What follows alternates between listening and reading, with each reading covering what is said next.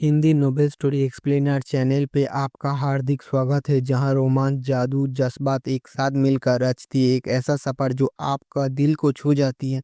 Disclaimer: ये story पूरा काल्पनिक है, इसे वास्तविकता से जोड़ने का कोशिश ना करें। अध्याय 467।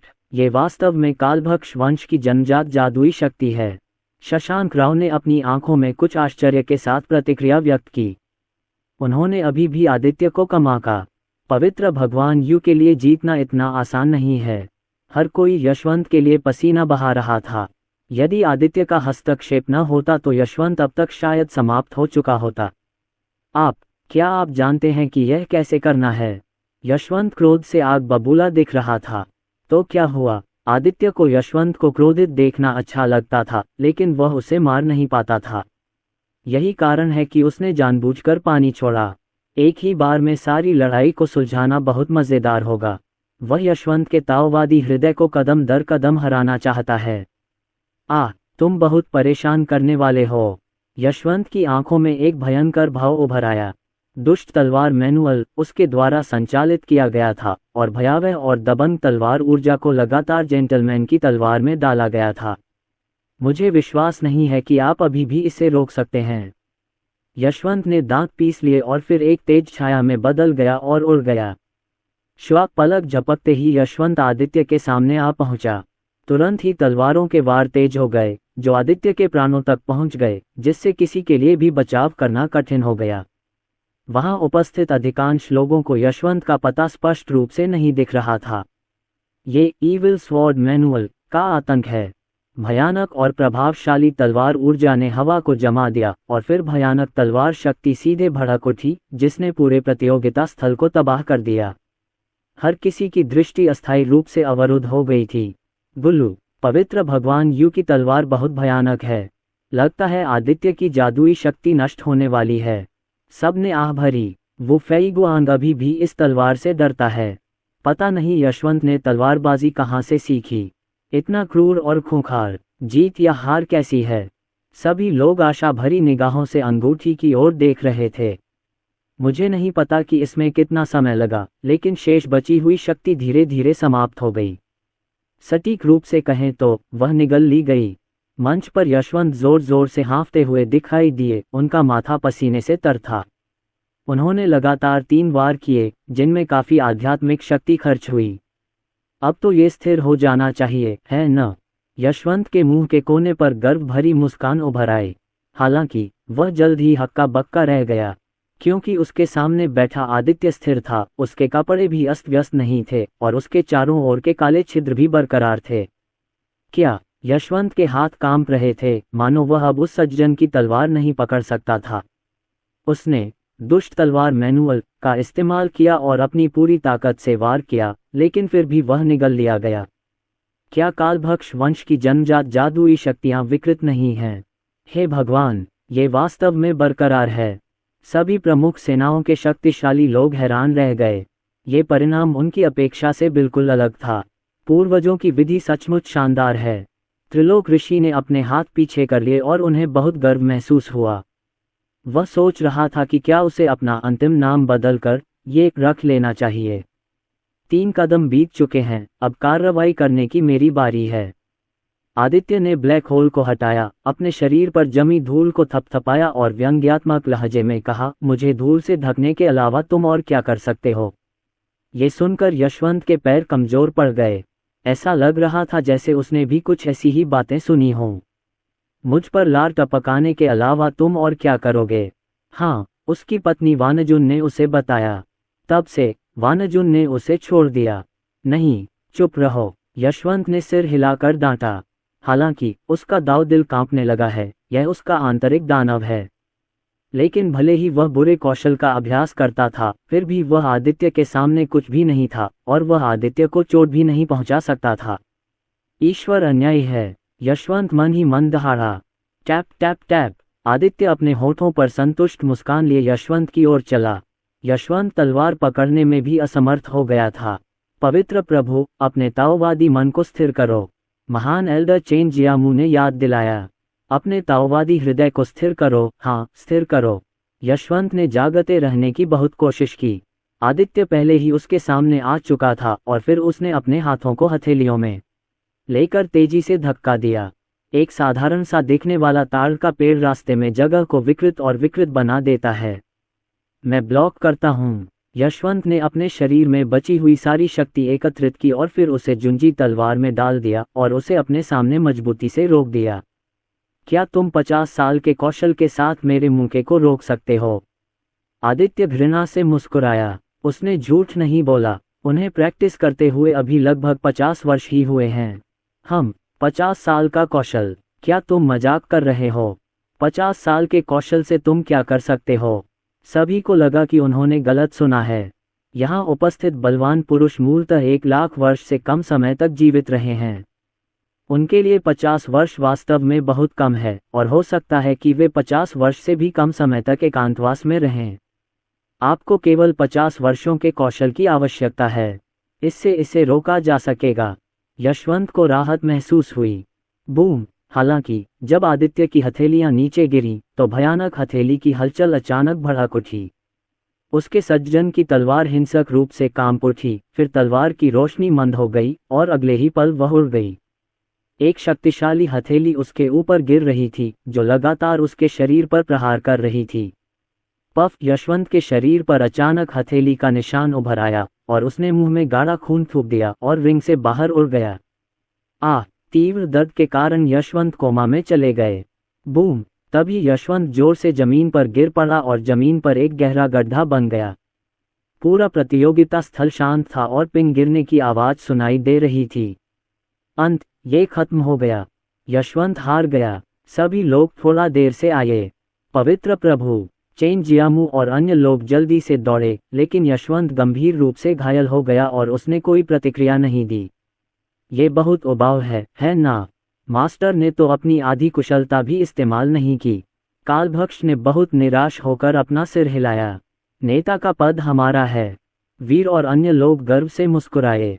स्वामी ने कभी भी कोई कार्य करते समय गलती नहीं की। शेनकुन महाद्वीप पर राज करने से लेकर परिलोक में प्रसिद्ध होने तक इसमें केवल 10 साल से ज्यादा का समय लगा। ये सचमुच एक चमत्कार है। विजेता का फैसला हो गया है। शशांक राव रिंग में आए और मुस्कुराते हुए आदित्य से बोले, दोस्त, ये तुम्हारी अंतिम जीत के लिए बधाई। श्री जी, दूसरों ने तो यह नहीं कहा कि वे चुनौती नहीं देना चाहते, है ना? थोड़ी देर और इंतजार कीजिए। आदित्य ने हाथ हिलाया और फिर नीचे खड़े सिरों की ओर देखा। आदित्य ने जितने भी सिर देखे उनमें से किसी ने भी उसकी ओर देखने का साहस नहीं किया। चुनौती देने की हिम्मत कौन करता है? यशवंत को भी ऐसे ही पीटा गया था। वे तो बस यही चाहते हैं कि ऊपर जाकर उनकी मौत हो जाए। उन्हें बुरी तरह पीटा जाएगा। मुझे लगता है कि कोई भी चुनौती देने की हिम्मत नहीं करता। शशांक राव अजीब तरह से मुस्कुराए। लेकिन प्रक्रिया तो पूरी करनी ही थी। शशांक राव ने प्रतीकात्मक रूप से पूछा, सब लोग, क्या कोई चुनौती देना चाहता है? 3 मिनट बीत गए और मैदान में किसी ने भी आवाज उठाने की हिम्मत नहीं की। चूंकि किसी ने चुनौती नहीं दी है, तो दानव कातिलों के गठबंधन का नेता फेलो दाओइस्ट ये होगा। हम नेता का अभिवादन करते हैं। जैसे ही शशांक राव की आवाज धीमी हुई, सभी लोग खड़े हो गए और आदित्य को सम्मानपूर्वक सलाम किया। यद्यपि कुछ लोग अनिच्छुक थे, लेकिन आदित्य द्वारा दिखाई गई शक्ति ने उन्हें विरोध करने का साहस ही नहीं करने दिया। ये देखकर आदित्य के मुंह के कोने थोड़े ऊपर उठ गए। एक जासूस के रूप में उसका दानव संहारक गठबंधन का नेता बनना उचित है न? सभी प्रमुख सेनाओं के बलवान सैनिकों को अपने सामने झुकते देख आदित्य मन ही मन गर्व से मुस्कुराया। गठबंधन के नेता का पद सफलतापूर्वक जीत लिया गया। आखिर पूर्वज क्या करने जा रहे हैं? त्रिलोक ऋषि ने विस्मय से आदित्य की ओर देखा और मन ही मन उलझन में बुदबुदाया। लेकिन पूर्वज चाहे कुछ भी करें, वह अपनी पूरी ताकत से उसका समर्थन करेगा, क्योंकि पूर्वज ही उनके कीमिया मंडप का भविष्य है। अन्य ताकतें संप्रदाय में शिष्यों के जल्द से जल्द बड़े होने की उम्मीद कर रही हैं, लेकिन कीमिया मंडप ने अपनी सारी उम्मीदें पूर्वज आदित्य पर लगा दी हैं। सभी लोग कृपया खड़े हो जाएं। आदित्य ने सबको आदेश दिया। आदित्य के शब्दों से सभी प्रमुख सेनाओं के बलवान पुरुषों ने अपना सिर उठाने का साहस किया। आदित्य को देखने वाली सभी आंखें विस्मय से भरी थीं। आदित्य ने यशवंत को सहजता से परास्त कर दिया। प्रमुख सेनाओं के पूर्वजों के अलावा आदित्य का कोई भी विरोधी नहीं था। गठबंधन के नेता का ये पद सर्वथा उपयुक्त है। फिर सभी लोग बैठक कक्ष में लौट आए। प्रथम स्थान आदित्य को दिया गया। तियानजियान संप्रदाय के सभी बुजुर्ग उदास दिख रहे थे क्योंकि उनके संत गुरु यशवंत गंभीर चोटों के कारण अभी भी कोमा में थे, लेकिन उन्हें आदित्य के प्रति सम्मान दिखाना था जिसने संत गुरु को गंभीर रूप से घायल कर दिया था। ये बेहद असहज था। नेताजी, हम 10 दिनों में तियानमो संप्रदाय पर आम हमला करने की योजना बना रहे हैं। आप क्या सोचते हैं? शशांक राव ने शांति से पूछा। आदित्य ने सिर हिलाकर कहा, ठीक है। दुश्मन को सूचना देने के लिए उसके पास 10 दिन का समय पर्याप्त है। हमें नंदिनी को तैयार करना होगा और फिर हम इन पाखंडियों को मारने के लिए एक दूसरे के साथ सहयोग कर सकते हैं। आदित्य की सहमति मिलने के बाद शशांक राव ने संप्रदाय के प्रमुखों की ओर देखा और पूछा, सभी लोग कृपया अपने पूर्वजों को सूचित करें और उन्हें भी तैयारी करने दें। प्रमुख ताकतों के पूर्वज इस युद्ध की कुंजी हैं। जब ये बूढ़े राक्षस नंदिनी को घेरने के लिए एकजुट होते हैं तभी उन्हें जीतने का मौका मिल सकता है। जहां तक संप्रदायों के प्रमुखों और बुजुर्गों की बात है तो उनका उपयोग दानव संप्रदाय की मुख्य युद्ध शक्ति से निपटने के लिए किया जाता है, जैसे कि दादी माँ, आदरणीय बैमेई, काले और सफ़ेद राक्षस आदि। चिंता मत करो एल्डर जी, हम सभी को सूचित करेंगे। बुजुर्गों ने सहमति में सिर हिलाया। दानव संप्रदाय पर हमला करने का समय निश्चित करने के बाद सभी प्रमुख सेनाओं के बलवान लोग वहां से चले गए। नेता के रूप में आदित्य को समग्र स्थिति को नियंत्रित करने की आवश्यकता थी, इसलिए वह आकाश मंदिर में रहे। दानव संहार गठबंधन की स्थापना और नेता का चुनाव शीघ्र ही पूरे परी जगत में फैल गया। जब उन्होंने सुना कि नेता स्काईफ्लो संप्रदाय से आदित्य थे तो सभी सेनाएं, बड़ी और छोटी, दंग रह गईं। नेता यशवंत और अन्य नहीं थे। स्काईफ्लो संप्रदाय कुछ समय पहले वीर और उसके 4 लोगों द्वारा मार्शल आर्ट सम्मेलन में प्रभुत्व के कारण प्रसिद्ध हो गया था, लेकिन क्या स्काईफ्लो संप्रदाय के शीर्ष गुरु आदित्य को नेता बनाना जल्दबाजी थी? यद्यपि हर कोई अविश्वसनीय महसूस करता था, लेकिन नेता का चुनाव प्रमुख महाशक्तियों की गवाही के तहत किया गया था और उन्होंने केवल निजी तौर पर इस पर चर्चा करने का साहस किया और किसी ने भी इस पर सवाल उठाने की हिम्मत नहीं की। धार्मिक शक्तियों और राक्षसी शक्तियों के बीच संघर्ष में इन छोटी शक्तियों ने हस्तक्षेप करने का बिल्कुल भी साहस नहीं किया और इस युद्ध में न्याय और बुराई के बीच कोई अंतर नहीं था। धर्मी शक्तियों ने दानव पंथ पर आक्रमण करने के लिए दानव संहार गठबंधन बनाया।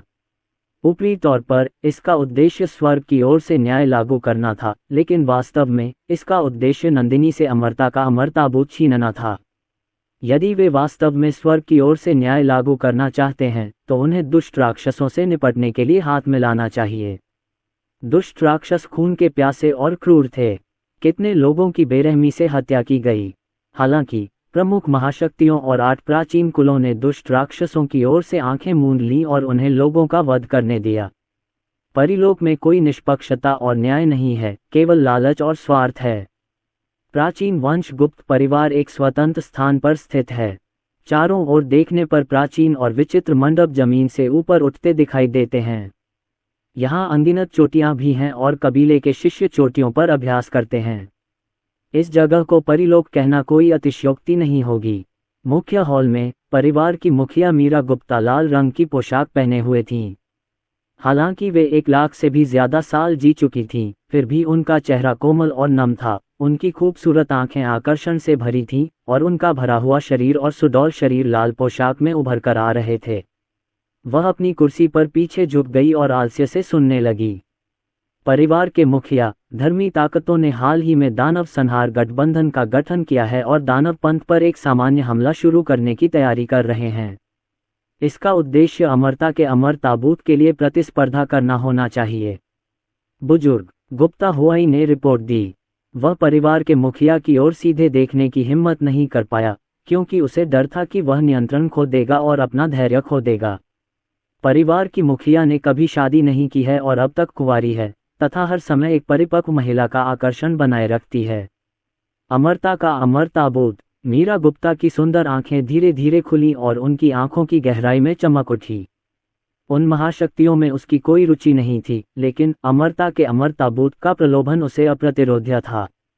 परिवार के मुखिया, क्या हमें अमरता के अमर ताबूत के लिए लड़ना चाहिए? गुप्ता हुआई ने पूछा।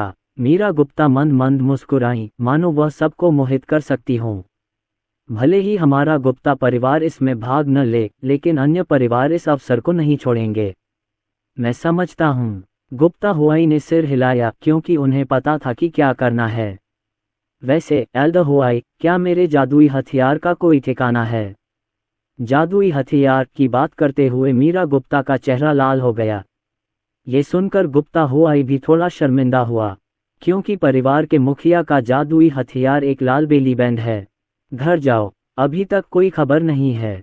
गुप्ता हुआई ने सच्चाई से जवाब दिया। मीरा गुप्ता की नाजुक भौहें थोड़ी सिकुड़ी हुई थीं, उनके दिल में उलझन और चिंता थी। वह उस दिन बस सो रही थी, लेकिन होंग डुडू अचानक गायब हो गया और उसके और होंग डुडू के बीच का संबंध भी कट गया, जो वास्तव में अजीब था। तुम जिसने मेरा बेली बैंड चुराया है, मुझे पकड़ने मत देना, अन्यथा मैं निश्चित रूप से तुम्हारा जीवन मौत से भी बदतर बना दूंगा। मीरा गुप्ता की खूबसूरत आंखों में एक भयंकर भाव चमक उठा। तियानमो संप्रदाय का मुख्य शिखर, दानव क्षेत्र की 3 प्रमुख सेनाओं के लगभग सभी शक्तिशाली लोग यहाँ एकत्र हुए। नेता दादी माँ और आदरणीय बैमेई थे। गुरुजी, दानव संहार गठबंधन स्थापित हो गया है। वे भविष्य में किसी भी समय हमारे दानव क्षेत्र पर हमला कर सकते हैं। दादी माँ चिंतित दिख रही थीं। नंदिनी का चेहरा शांत था और वह लड़ने के लिए तैयार थी। राक्षस संहार गठबंधन का नेता कौन है? नंदिनी ने पूछा। नेता की बात पर वापस आते हैं। ऐसा कहा जाता है कि नेता आदित्य नाम का एक आदमी है। आदरणीय बैमेई ने एक क्षण के लिए सोचा और उन्हें भी थोड़ा अविश्वास हुआ। क्या उन पाखंडियों ने वाकई एक अनजान व्यक्ति को अपना नेता चुना था? क्या ऐसा हो सकता है कि वह जानबूझकर उन्हें भ्रमित कर रहा हो? पति, नंदिनी को अपने दिल में थोड़ा अविश्वसनीय महसूस हुआ, लेकिन इसमें कुछ भी गलत नहीं है।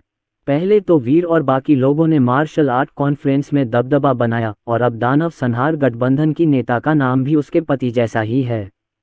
यह कोई संयोग नहीं है। अपने पिता का नाम सुनकर उसके पेट में पल रहा बच्चा भी बहुत उत्साहित हो गया।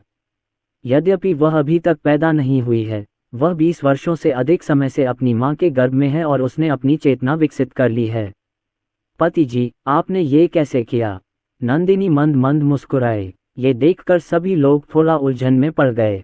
दानव हत्या गठबंधन उन्हें मारने वाला है, तो नेता अभी भी कैसे हंस सकता है?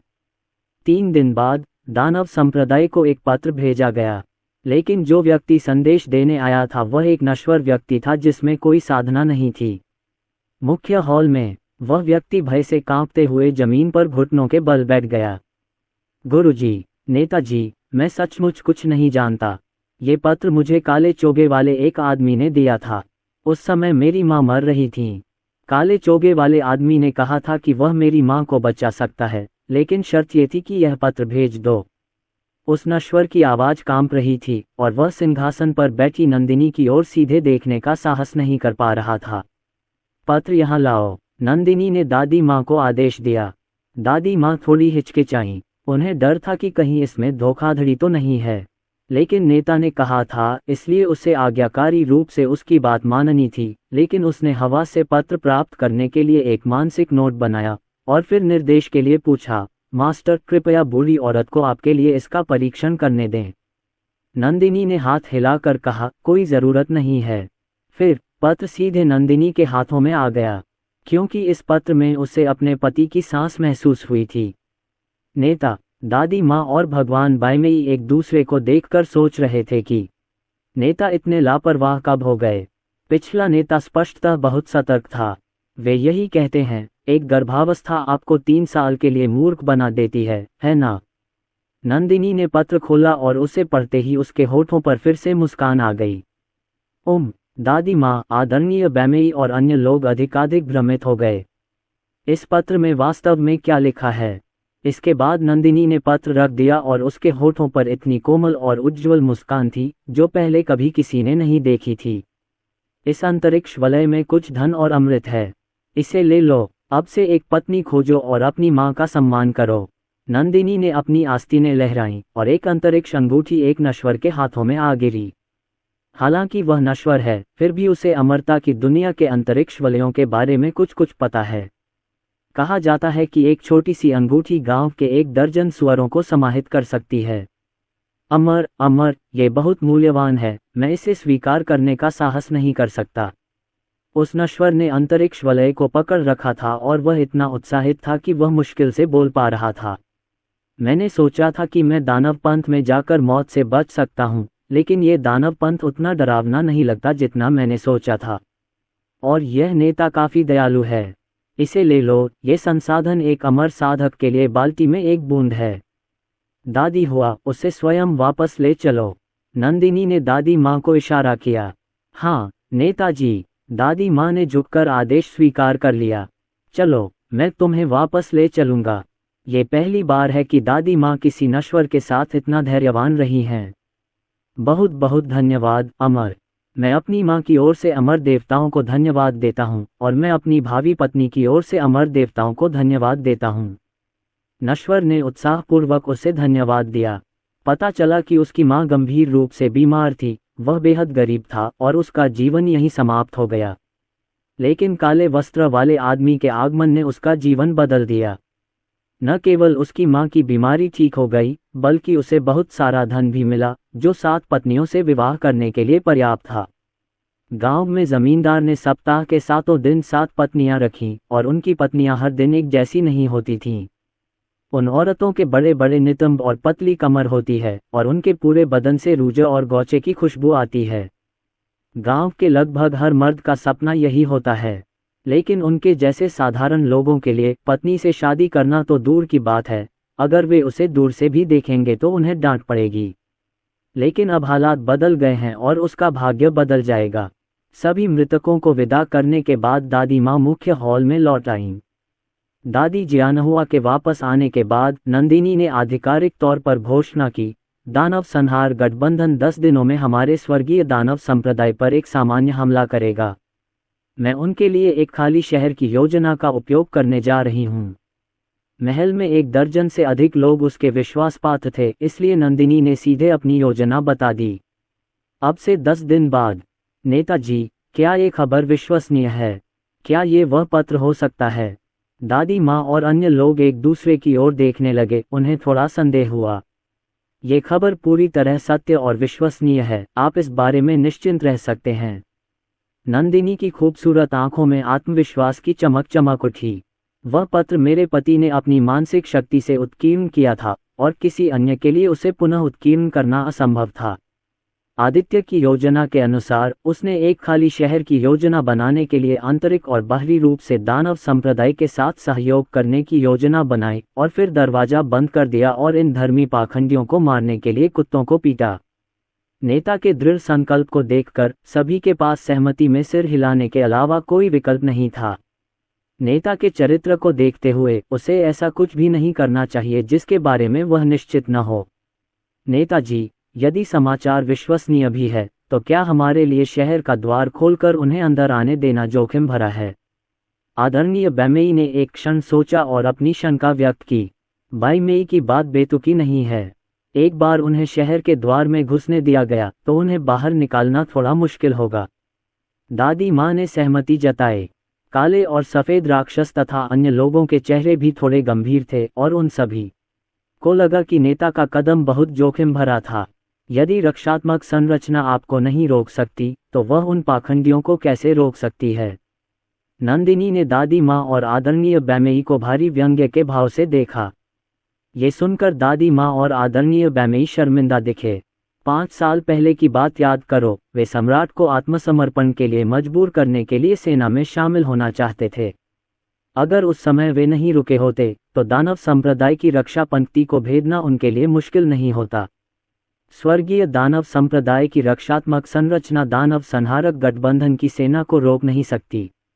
मैं नेता की व्यवस्था सुनने को तैयार हूँ। दादी माँ और आदरणीय बैमेई ने हाथ जोड़कर उत्तर दिया।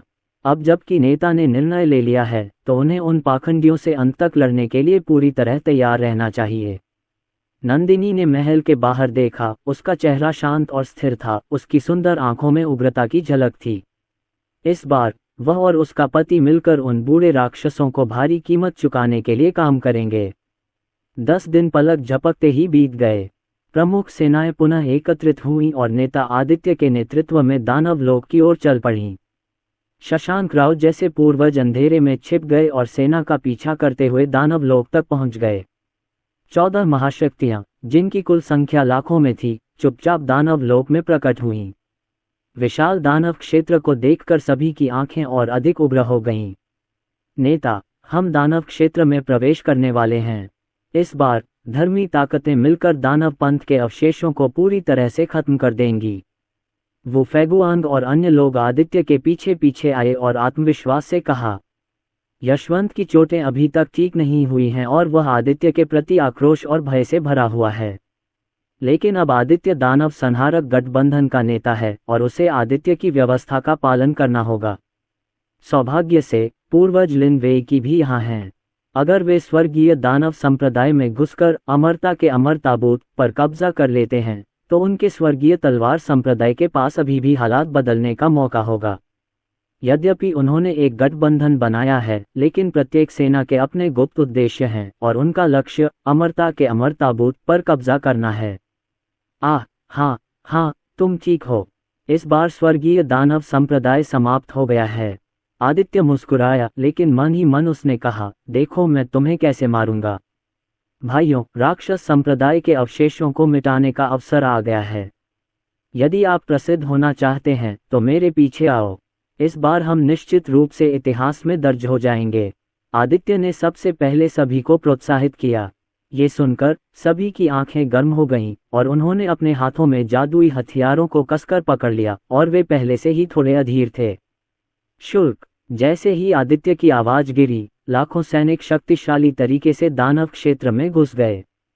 कुछ गलत है, कुछ तो बहुत गड़बड़ है। इस विशाल राक्षस क्षेत्र की सीमा पर कोई क्यों नहीं है? राक्षस संप्रदाय ने इसकी रक्षा के लिए भारी सेना क्यों नहीं भेजी?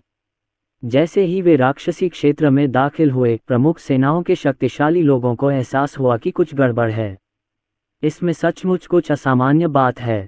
कांगक्योंग मंदिर के स्वामी वू फेईगुआंग ने ध्यान से चारों ओर देखा। हालांकि उन्हें शक था, उन्हें कुछ भी गलत नहीं लगा। यशवंत, हरिनारायण और अन्य लोग भी सतर्क दिखे। सभी प्रमुख सेनाओं के शक्तिशाली लोग एक क्षण के लिए रुक गए और आगे जाने का साहस नहीं जुटा सके। आदित्य को पहले से ही इसकी उम्मीद थी। वह शांत भाव से मुड़ा और सभी से बोला, सब लोग, हम अभी अभी दैत्यलोक की सीमा में प्रवेश कर चुके हैं। क्या आप लोग हार मान रहे हैं? नेताजी, ऐसा नहीं है कि हम कायर हैं, बात बस इतनी है कि यह बहुत असामान्य है। दानव संहार गठबंधन की स्थापना की खबर पूरे परिलोक में फैल चुकी है। दानव संप्रदाय को इस समय सीमा पर कड़ी सुरक्षा करनी चाहिए, लेकिन कोई भी इस सीमा की रक्षा नहीं कर रहा है। ये वास्तव में अजीब है। वो फेईगुआंग ने इसका गंभीरता से विश्लेषण किया। गलत, बड़ी गलती। सीमा कितनी बड़ी है? अगर शैतान के संप्रदाय के सैनिक सीमा की रक्षा करेंगे तो संप्रदाय में बचे हुए ताकतवर लोगों की संख्या बहुत कम हो जाएगी। सीमा की रक्षा करने वाले बलवान लोग हमारे दानव संहारक गठबंधन की सेना को नहीं रोक सकते। एक बार जब हम दानव संप्रदाय को मार देंगे तो वे उन्हें कैसे रोक पाएंगे? अगर मैं दानव संप्रदाय का नेता होता तो मैं भी सीमा को छोड़ देता। आदित्य भले ही अन्य चीजों में अच्छा ना हो, लेकिन फिर भी लोगों को धोखा देने का उसका अपना तरीका है। चैतन्य, वीर और अन्य सभी ने सहमति में सिर हिलाया। वो फेईगुआंग और अन्य नेता आदित्य की बातें सुनकर अपनी भौहें चढ़ाने से खुद को नहीं रोक सके, क्योंकि आदित्य ने जो कहा वह सही है। सभी लोग एक दूसरे की ओर देख रहे थे, थोड़ा अनिर्णित। उनकी आंखें उनके पीछे के शून्य की ओर देख रही थीं, और प्रमुख शक्तियों के पूर्वज उस शून्य में छिपे हुए थे।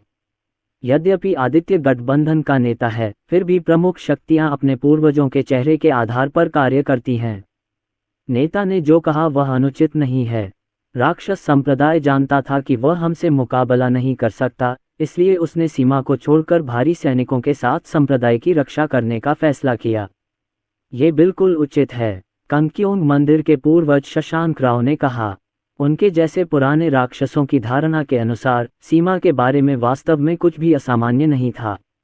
बस चलते रहो। एक और बूढ़ी आवाज सुनाई दी। अचानक हवा एक तेज तलवार की ऊर्जा से भर गई। यद्यपि यह बहुत गुप्त था, फिर भी आदित्य इसे स्पष्ट रूप से भांप सकता था। लिन वे की आकाश तलवार संप्रदाय के पूर्वज। आदित्य ने शून्य की ओर देखा, जहां तलवार ऊर्जा विशेष रूप से शक्तिशाली थी। लिन वेईकी ने तलवारबाजी की शक्ति को 7वें स्तर तक विकसित कर लिया है और उसकी अपनी साधना भी अमर संत क्षेत्र तक पहुंच गई है। अपनी पीढ़ी में भी वह सबसे शक्तिशाली में से एक है। हाँ, पूर्वज। अपने पूर्वज से आदेश प्राप्त करने के बाद यशवंत ने अब और संकोच नहीं किया और आकाश तलवार संप्रदाय के शक्तिशाली पुरुषों को आगे बढ़ाया। नेताजी, चलिए आगे बढ़ते हैं। वो फेईगुआंग ने आगे देखा और कहा। आदित्य ने सिर हिलाया और फिर से इसका खामियाजा भुगतना पड़ा। बड़े डू, यदि बाद में आपको कोई खतरा हो तो आपको हमारे पूर्वज की रक्षा करनी होगी। त्रिलोक ऋषि ने गुप्त रूप से संदेश प्रेषित किया। कीमिया मंडप के वरिष्ठ सदस्य विक्रम भी साथ आए थे। उन्होंने मोटे सूती कपड़े पहने हुए थे और पीठ पर एक साधारण तलवार लटका रखी थी। उनके चेहरे पर भावहीनता थी, जिससे वह अलगाव झलक रहा था जो हजारों मील दूर से भी दूसरों को दूर रखता है। विक्रम ने सिर हिलाया। वह स्वाभाविक रूप से अल्कमी पवेलियन के लिए पूर्वजों के महत्व को जानता है।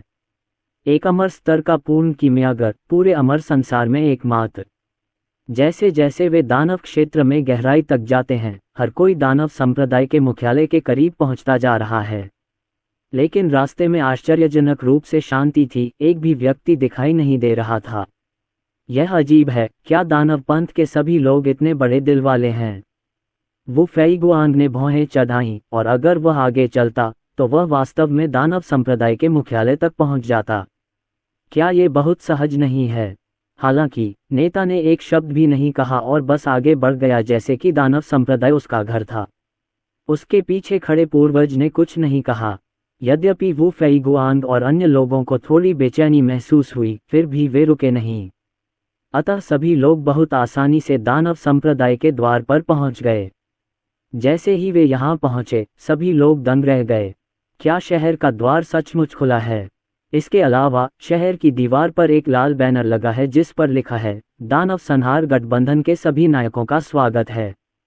धुंधघास, क्या बकवास है? वो फेईगुआंग और अन्य लोग कुछ देर के लिए उलझन में पड़ गए। यशवंत भी उलझन में था। खाली शहर की योजना। यशवंत ने आंखें सिकोड़ लीं और सचेत होकर कुछ कदम पीछे हट गया। जब कुछ गलत होता है तो कोई राक्षस अवश्य होता है। न केवल शहर का द्वार खुला है, बल्कि रक्षात्मक संरचना भी बंद कर दी गई है। आइस एंड स्नो पैलेस के मालिक सु यानी ने आश्चर्य से कहा। यदि रक्षात्मक संरचना सक्रिय हो गई होती तो उनके लाखों लोगों की सांसों ने बहुत पहले ही संरचना को सक्रिय कर दिया होता। क्या तुम पागल हो? रक्षा पंक्ति बंद है, शहर का द्वार खुला है, और क्या हमारा आने का स्वागत है? सब लोग एक दूसरे की ओर देखने लगे। किसी की भी हिम्मत नहीं हुई कि वह आगे एक कदम भी बढ़ा सके। अंधेरे में दर्जन भर बूढ़े राक्षस भी सोच में डूबे हुए थे। आदित्य मन ही मन मुस्कुराया। यही वह प्रभाव था जो वह चाहता था। सब लोग, क्या आप फिर से डर गए हैं? आदित्य ने सभी को घृणा से देखा। नेताजी, इस बार हम सचमुच कायर नहीं हैं। अगर वे इस सीमा की रक्षा नहीं करते तो कोई बात नहीं, लेकिन उन्होंने मुख्यालय पर भी कब्जा कर लिया है। अब जबकि रक्षा पंक्ति बंद हो गई है और शहर का द्वार पूरी तरह खुला है, तो यह निश्चित रूप से एक खाली शहर की रणनीति है। हाँ, मैं दरवाज़ा बंद करके कुत्ते को पीटना चाहता हूँ। ये कितनी ओछी चाल है। तुम हमें भ्रमित करना चाहते हो। क्या तुम सचमुच हमें मूर्ख समझते हो? हर कोई इसके बारे में बात कर रहा था और उन सभी को लगा कि यह स्वर्गीय दानव पंथ का षड्यंत्र है। फिर से गलत। ये नेता आपसे पूछता है, हमारे दानव संहारक गठबंधन की सेना का सामना करते हुए क्या स्वर्गीय दानव पंथ में द्वार बंद करने और कुत्ते से लड़ने की ताकत है? दूसरी बात, अगर हम सामान्य प्रक्रिया का पालन भी करें तो भी हमें शहर के द्वार को तोड़ना होगा और स्वर्गीय दानव पंथ को मारना होगा। अब जबकि रक्षा संरचना बंद हो गई है और शहर का द्वार पूरी तरह से खुला है, तो क्या हम पिछले घेराबंदी के चरणों को नहीं बचा सकते? क्या यह अद्भुत नहीं है? आदित्य ने ब्रेन वॉश करना जारी रखा। ये सुनकर सब लोग फिर चुप हो गए, क्योंकि आदित्य ने जो कहा वह सही था। लेकिन मुझे हमेशा लगता था कि कुछ गड़बड़ है। अगर आप मुझसे पूछें तो यह उनकी चाल है, शर्त लगाना कि हम शहर के द्वार में प्रवेश करने की हिम्मत नहीं करेंगे। आदित्य ने आत्मविश्वास से कहा। सभी लोग हिचकिचाने लगे। दूसरे शब्दों में, भले ही स्वर्गीय दानव पंथ ने खाली शहर योजना का उपयोग किया हो, फिर भी शहर के द्वार में प्रवेश करने के बाद वे हमारे साथ क्या कर सकते हैं? अभी अभी इस नेता ने कहा कि उनमें दरवाज़ा बंद करने और कुत्ते को पीटने की ताकत नहीं है। वे अपनी चतुराई का प्रदर्शन कर रहे हैं, लेकिन उन्हें नहीं पता कि इस नेता ने एक ही नज़र में उनकी सारी बातें जान लीं। आदित्य ने लोहा गर्म रहते हुए ही वार किया और सभी का दिमाग खराब करना जारी रखा। हर कोई आधा विश्वास और आधा संदेह कर रहा था। नेता की बात सुनो, हम शहर के द्वार में प्रवेश करेंगे और देखेंगे कि दानव पंथ हमारे साथ क्या कर सकता है। काफी देर बाद शशांक राव बोले। ये सुनकर आदित्य मन ही मन मुस्कुराया। हे, बड़ी मछली ने अंततः चारा खा लिया। उन्होंने और नंदिनी ने मिलकर जो अच्छा प्रदर्शन किया, उससे इन मूर्खों को सफलतापूर्वक धोखा मिला। भाइयों, हमारे नेता के पीछे शहर में चलो। जल्दबाजी करना। आदित्य ने सभी को शक्तिशाली तरीके से राक्षस संप्रदाय में शामिल किया। महल और पर्वत शिखर दिखाई देने लगे, लेकिन केवल दानव पंथ के सदस्य ही कहीं नजर नहीं आए। त्रिलोक ऋषि ने अपनी आंखें थोड़ी सिकोड़ लीं। उनकी धारणा के अनुसार दानव संप्रदाय में शांति नहीं थी, लेकिन त्रिलोक ऋषि ने कुछ नहीं कहा, क्योंकि वह अभी भी अपने पूर्वजों के विचारों को नहीं समझ पाया है। इसके अलावा त्रिलोक ऋषि को यह आभास हो गया कि उनके पीछे खड़े दर्जन भर पूर्वज भी कुछ हद तक इसे महसूस कर सकते हैं। फिर भी उन्होंने शहर के द्वार से प्रवेश करना चुना। जैसा कि पूर्वज ने कहा था, उनका मानना है कि दानव संप्रदाय में कुत्तों को बंद करने और पीटने की ताकत नहीं है। क्या दानव पंथ के अवशेष वास्तव में अपना मुख्यालय छोड़कर भाग गए? सभी लोग असमंजस में बड़बड़ाने लगे। उनका लक्ष्य सिर्फ दानव संप्रदाय पर कब्जा करना नहीं है। अमर ताबूत उनका अंतिम लक्ष्य है। लेकिन अब तो नंदिनी भी दिखाई नहीं दे रही। अमर ताबूत छीनना तो दूर की बात है। Swish swish swish. अचानक भूत प्रेत जैसी आकृतियां प्रकट हुईं। आपके पीछे और आपके सामने सभी राक्षस संप्रदाय के मजबूत लोग हैं। वहां भी लाखों लोग हैं। स्वर्गीय दानव संप्रदाय, नरकाग्नि संप्रदाय और रक्त दानव संप्रदाय के सभी बलवान पुरुष वहां मौजूद हैं। ये दानव क्षेत्र की संपूर्ण शक्ति है। ये वास्तव में एक खोखली शहर योजना है। हम एक जाल में फंस गए। सभी लोग अपने जादुई हथियार लेकर तैयार खड़े हो गए। घबराओ क्यों? अगर हम गिर गए तो क्या हुआ? दानव संप्रदाय में इतनी ताकत नहीं कि दरवाज़ा बंद करके कुत्ते को पीट सके। गठबंधन नेता ने हमारे लिए इसका विश्लेषण किया है और हम लाभ में हैं। वो फेगुआंग ने संयोगवश आदित्य को चाटा। ये सही है, दानव पंथ में हमसे प्रतिस्पर्धा करने की कोई ताकत नहीं है। चूंकि उन्होंने सीधे लड़ने का फैसला किया है, तो उन्हें हमारी शक्ति का स्वाद चखाने दीजिए। सभी प्रमुख सेनाओं के शक्तिशाली लोगों में अचानक घबराहट बंद हो गई और उनकी आंखें आग की तरह चमकने लगीं और वे पहले से ही कार्रवाई करने के लिए अधीर हो गए। सब लोग, बहुत समय हो गया मिलते हुए। एक ठंडी आवाज आई। ये स्वर्गीय दानव रानी नंदिनी थी। उसके चिकने काले बाल लकड़ी के हेयरपिन से बंधे हुए थे और उसने एक सादी स्कर्ट पहनी हुई थी। उसकी बर्फ जैसी सफ़ेद त्वचा पानीदार थी और उसका चेहरा किसी परी जैसा नाजुक था। मेरा पेट थोड़ा सा निकला हुआ है। आदित्य की नज़र तुरंत नंदिनी पर पड़ी। नंदिनी। आदित्य को एक बार फिर अपनी पत्नी के प्रति लालसा महसूस हुई। भाभी, मास्टर की पत्नी। चैतन्य, वीर और अन्य लोग मन ही मन चिल्लाए। राक्षसी महारानी वास्तव में उनकी स्वामी पत्नी है। इसमें कोई आश्चर्य नहीं कि मास्टर, जिन्हें हमेशा से प्रसिद्धि और धन से नफरत थी, ने नेता के पद के लिए प्रतिस्पर्धा करना चुना। नंदिनी और आदित्य ने एक दूसरे को देखा। उनके दिल कांप उठे और उसके पेट में पल रहा बच्चा और भी अधिक उत्तेजित हो गया, लेकिन उसने किसी भी हलचल को दबा दिया। अब एक दूसरे को पहचानने का समय नहीं है। राक्षसी महारानी, वो फेईगुआंग और अन्य लोग इसे भय से देख रहे थे। ये वह खूबसूरत छाया थी जिसने हजारों साल पहले परीलोक में उथल पुथल मचा दी थी। 1 दर्जन से अधिक महाशक्तियों के पूर्वजों ने घेराबंदी करने के लिए सेना में शामिल हो गए, लेकिन वे नंदिनी को जीवित नहीं पकड़ सके। चुड़ैल, आज ही तुम्हारी मृत्यु है। आज से परी दुनिया से दानव पंथ को हटा दिया जाएगा। यशवंत ने जुंजी तलवार अपने हाथ में ली और सबसे पहले बोले। यह एक दबंग बयान माना जा रहा था, लेकिन जब ये यशवंत की स्त्रीवत आवाज से आया तो ये थोड़ा बदल गया। ये डरपोक कहाँ से आया? ओह नहीं, ये तो पाखंडी यशवंत लगता है। मैंने सुना है कि आपकी पत्नी भाग गई है। क्या ये सच है? दादी माँ ने अपने हाथ में सांप के सिर वाला चांदी का डंडा पकड़ा हुआ था और वे उपहास कर रही थीं। ये सच ही होगा। उसके रूप रंग को देखते हुए तो कोई औरत भी उसे बर्दाश्त नहीं कर सकती है न? आदरणीय बैमेई ने कहा। ये सुनकर यशवंत का चेहरा तुरंत क्रोध से लाल हो गया। यह उसका निशान था, लेकिन इस क्षण ये निर्दयतापूर्वक प्रकट हो गया। लेकिन अगर वह फिर से क्रोधित हो भी गया तो भी वह इस समय खिलवाड़ करने की हिम्मत नहीं करेगा। स्वर्गीय दानव रानी नंदिनी का तो जिक्र ही नहीं।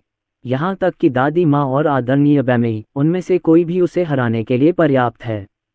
बाद में तुम इतना कठोर होने की हिम्मत नहीं करोगे। यशवंत ने दांत पीसते हुए कहा। बस तुम लोग यहाँ शोर मचाने के लायक नहीं हो, नंदिनी बोली। अचानक जोरदार दबाव महसूस हुआ। यशवंत और 1 दर्जन से ज्यादा संप्रदाय के नेताओं को मानो जोरदार चोट लगी हो और उनके शरीर वहीं जड़ हो गए, बिल्कुल हिलने डुलने में असमर्थ। बहुत मजबूत। सभी के चेहरे पर गंभीरता छा गई। स्वर्गीय दानव रानी की साधना वास्तव में इस बिंदु तक पहुंच गई है। वह अभी भी अपनी चरम अवस्था से बहुत दूर है। यदि पूर्वज कोई कार्रवाई नहीं करते तो भले ही उनकी संख्या हजारों में हो, वे नंदिनी को कोई नुकसान नहीं पहुंचा पाएंगे। अमर संत क्षेत्र की साधना के बाद केवल संख्याएं ही नहीं हैं जो जीत सकती हैं। चुड़ैल, इतना घमंडी मत बनो। शशांक राव ने दोनों उंगलियों से इशारा करते हुए कहा कि शून्य अचानक टूट गया और आकाशीय उंगलियों की शक्ति फट गई, एक उल्का की तरह आकाश को भेदते हुए, दबाव को तोड़ते हुए और नंदिनी की ओर बढ़ गई। नंदिनी का चेहरा उदास था और भाव शांत। जब प्रकाश की धारा निकट आई तो उसने अपनी आस्तीनें हिंसक रूप से लहराई और अचानक ठंडी हवा का एक झोंका फूट पड़ा, जिसने आकाश की उंगली की शक्ति को बेअसर कर दिया। ये चुड़ैल अब उतनी शक्तिशाली नहीं रही जितनी अपने चरम पर थी। बाद में आकाश तलवार संप्रदाय के पूर्वज लिन वे की, क्रिम्सन फ्लेम पैलेस के पूर्वज जयेश शंकर, बर्फ और हिम महल के पूर्वज ताओ झीलन, आकाश विश संप्रदाय के पूर्वज बू फेंग, रक्त चाकू मंडप के पूर्वज युआन वेज, सभी बाहर आ गए। पूर्वज के आगे आने के बाद उन्होंने नंदिनी के दबाव को रोका और यशवंत तथा अन्य लोग राहत की सांस ले सके। जब उन्होंने नंदिनी की ओर देखा तो उनकी आंखों में डर छिपा नहीं सका। मुझे उम्मीद नहीं थी कि प्रतिष्ठित स्वर्गीय दानव महारानी गर्भवती हो जाएंगी। दिलचस्प, सचमुच दिलचस्प। शशांक राव की नज़र नंदिनी के थोड़े उभरे हुए पेट पर पड़ी। इस खोज से सभी लोग बहुत खुश हुए। क्योंकि नंदिनी गर्भवती थी, इसलिए उसकी युद्ध शक्ति निश्चित रूप से बहुत कमजोर हो गई होगी। बेशक यह एक सामान्य स्थिति है, लेकिन नंदिनी के गर्भ में पल रहे बच्चे में महान दाओ, पंगु वंश और कई अन्य तुरुप के पत्ते की शक्ति है, जिसे नंदिनी द्वारा जुटाया जा सकता है। एक हद तक तो बच्चे ने नंदिनी की युद्ध शक्ति को बढ़ा दिया है। शुरू में प्राचीन शर्मा परिवार के मुखिया ने इस चुड़ैल का पीछा किया था, लेकिन इस चुड़ैल ने उसे अस्वीकार कर दिया था। ऐसा माना जाता था कि इस चुड़ैल को पुरुषों में कोई दिलचस्पी नहीं थी, लेकिन अब वह गर्भवती है। मुझे मत बताओ, मैं वास्तव में जानना चाहता हूं कि यह आदमी कौन है। जयेश शंकर चुगली करते दिखे। वह आदमी जो स्वर्गीय दानव महारानी को गर्भवती कर सकता है, निश्चित रूप से कोई साधारण व्यक्ति नहीं है। हजारों वर्षों तक गायब रहने के बाद नंदिनी कहाँ चली गई? बकवास बंद करो, चलो लड़ें। नंदिनी की खूबसूरत आंखें ठंडी थीं और उससे एक तेज ठंडक निकल रही थी। पूरे तियानमो संप्रदाय का तापमान अचानक गिर गया, मानो बर्फ का तहखाना हो। बर्फ के टुकड़े गिरने लगे और फिर बर्फ और हिम की दुनिया में बदल गए। इस ठंडी हवा की आड़ में सभी को सांस लेने में थोड़ी दिक्कत महसूस हो रही थी। सब लोग, आओ हम सब मिलकर यह काम करें। पहले इस चुड़ैल को दबाओ, बाकी बातें बाद में करेंगे, कैसा रहेगा? तियानजियान संप्रदाय के पूर्वज लिन वे की पहले से ही प्रयास करने के लिए उत्सुक थे। यदि उनमें से 1 दर्जन से अधिक अकेले लड़ें तो कोई भी नंदिनी का प्रतिद्वंद्वी नहीं होगा। खासकर तब जब नंदिनी के पास अमरता का अमर ताबूत था। वे तभी जीत सकते थे जब वे एकजुट होकर आक्रमण करते। यही तो मेरा मतलब था। सब लोग एक साथ हमला करें और शीघ्र निर्णय लें। आकाश मंदिर के पूर्वज शशांक राव ने अपनी शक्ति एकत्रित की। उनकी अंगुलियों पर तारे चमक रहे थे तथा हृदय की धड़कन बढ़ाने वाली शक्ति से गर्जना हो रही थी। लालज्वाला महल के पूर्वज जयेश शंकर, बर्फ और हिम महल के पूर्वज ताओ झीलान, सभी ने इस समय अपने शरीर में शक्ति जुटाई। बूम! एक के बाद एक आभा फूट पड़ी और सभी अमरसंत क्षेत्र की महान पूर्णता तक पहुंच गईं। शक्तिशाली आक्रमण हुआ और पूरा तियानमो संप्रदाय हिंसक रूप से हिल गया। भले ही तियानमो संप्रदाय ने एक बड़ा रक्षा गठन किया हो, लेकिन वह इन आक्रमणों का सामना नहीं कर सका। दबाव आया और तियानमो संप्रदाय के लाखों अनुयायी गंभीर दिखे और उन्होंने अभूतपूर्व दबाव महसूस किया। आज उनके जीवन और मृत्यु का क्षण है। झगड़ा करना। नंदिनी का चेहरा अभी भी शांत था और उसकी खूबसूरत आंखों में एक तेज ठंडी रोशनी थी। तभी एक बर्फ के क्रिस्टल वाला फीनिक्स अपने पंख फैलाकर ऊंचा नाचने लगा, जिससे एक बेहद ठंडी शक्ति निकल रही थी। यहाँ तक कि एक बर्फ का टुकड़ा या बर्फ का एक कण भी एक घातक हथियार में बदल गया और भड़क उठा। टकराना। नंदिनी ने लिनवेई की और अन्य का सीधे सामना किया, पहले जैसी ही गति के साथ। वह शक्तिशाली बर्फ क्रिस्टल फीनिक्स अनंत बर्फ फीनिक्स बॉडी से आया था, जिसे आदित्य के साथ अभ्यास करके प्राप्त किया गया था। अनंत बर्फ फीनिक्स शरीर। लिनवेई की और अन्य लोगों ने जल्द ही नंदिनी की शारीरिक बनावट की खोज कर ली।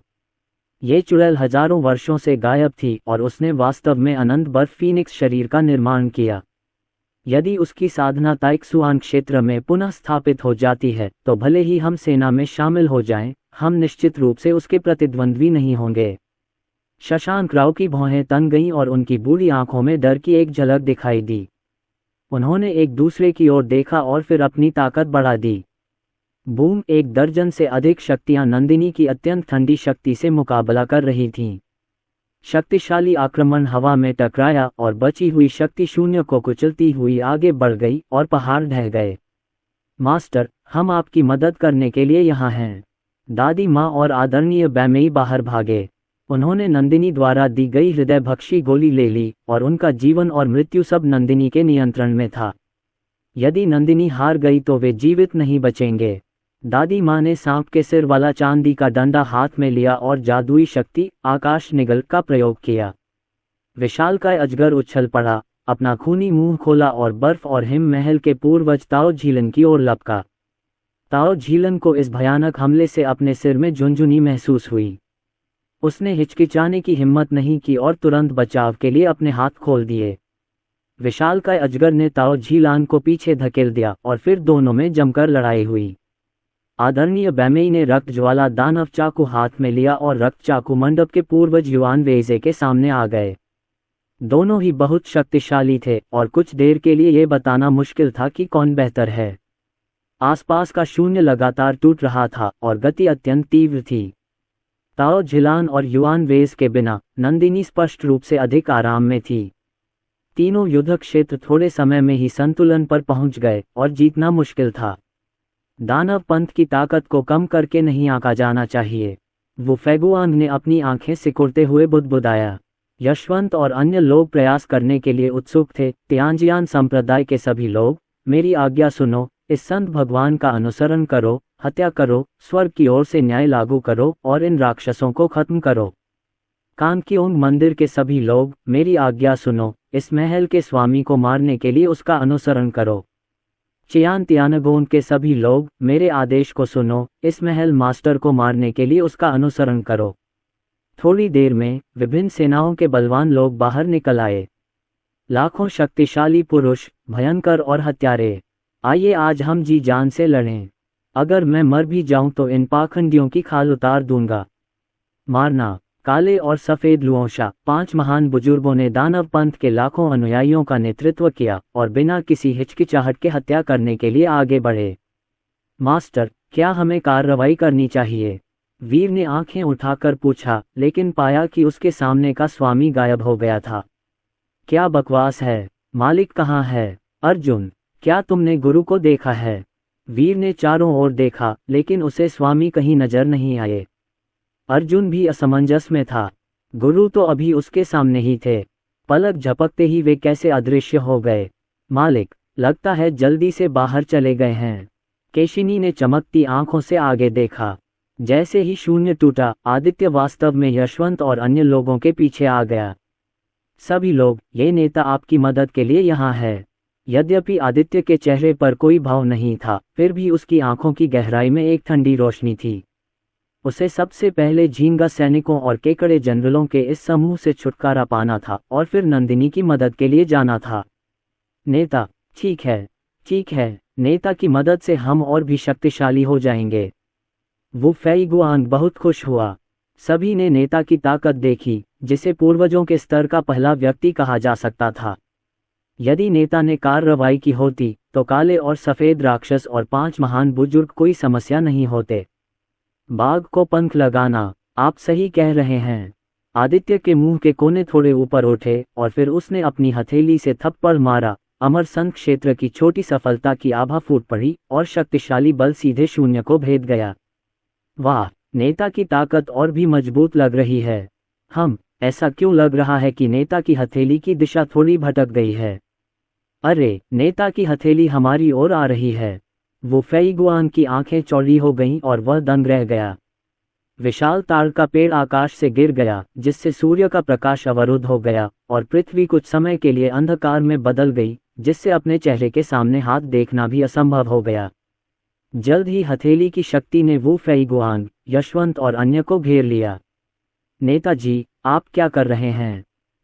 Puff puff puff. Wu Feiguang समेत 1 दर्जन से ज्यादा संप्रदाय के नेताओं को गोली मारी गई।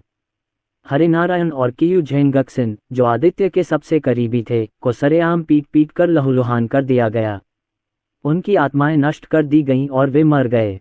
यशवंत, वू फेईगुआंग और अन्य लोग गंभीर रूप से घायल होकर जमीन पर गिर पड़े। फिर वे कोमा में चले गए।